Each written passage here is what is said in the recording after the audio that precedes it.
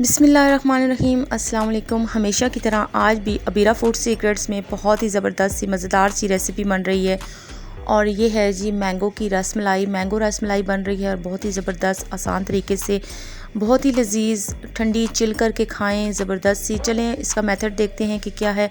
Start करते हैं। सबसे पहले मैंने क्या किया है कि 1 लीटर दूध ले लिया है, इसको मैंने इलायचियाँ डाल के पकने के लिए छोड़ दिया है। अब ये इतना पक चुका है कि हाफ़ लीटर रह गया है।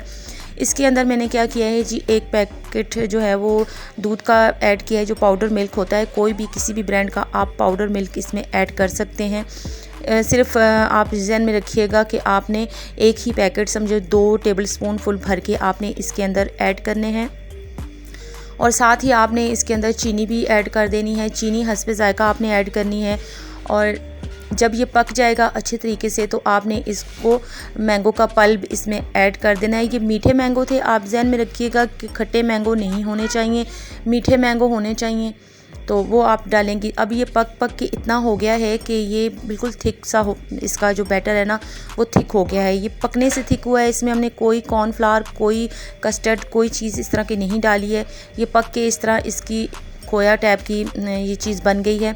अब आपने क्या करना है कि चंद कतरे इसमें केवड़ा एसेंट के डाल देने हैं और 1 टेबलस्पून भर के आपने इसके अंदर वाटर, रोज़ वाटर जो होता है वो आपने इसके अंदर ऐड कर देना है। रोज़ वाटर से ये होगा कि इसका अरोमा जो होता है वो बहुत ज़बरदस्त आएगा। अब हम फिलिंग तैयार करते हैं। फिलिंग के लिए मैंने क्या किया है कि पाउडर मिल्क ले लिया है, क्रश जो है वो नारियल ले लिया है, बुरादा जो नारियल का होता है, और मैंगो की प्यूरी मैंने इसमें ऐड की है।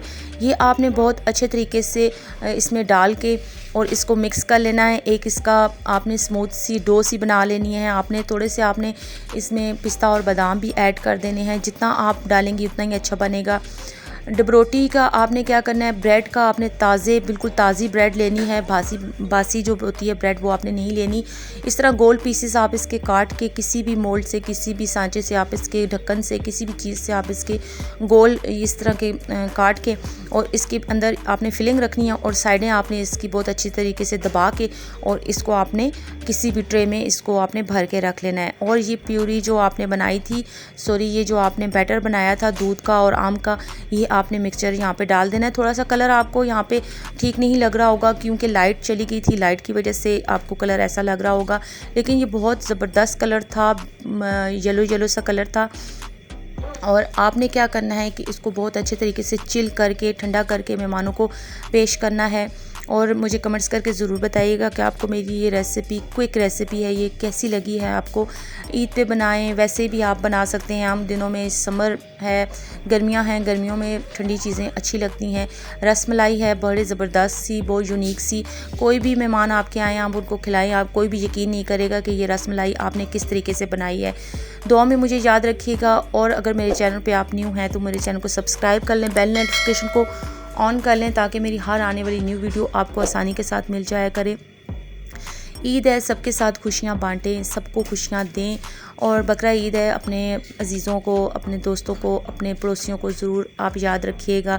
ईद जो होती है वो ये नहीं कहती कि आप गोश्त फ्रिज में रख के और भर के रख दें, बल्कि अपने उन दोस्तों को, उन लोगों को खिलाएं कि जिनके तक हमारा ये गोश्त की रसाई मुमकिन नहीं हो सकती। गरीब लोग हैं, मस्कीन लोग हैं, उन लोगों को आप ज़रूर याद रखिएगा।